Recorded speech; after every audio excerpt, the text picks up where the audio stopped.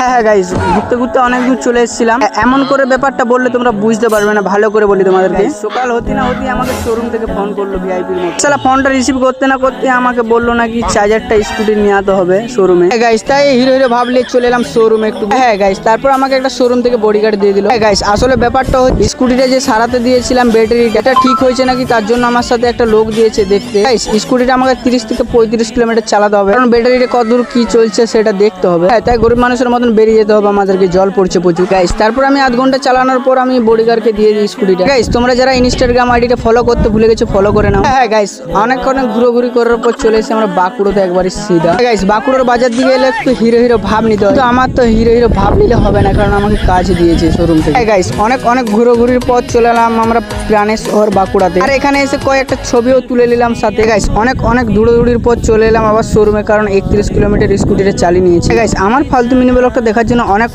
ধন্যবাদ তোমাদেরকে।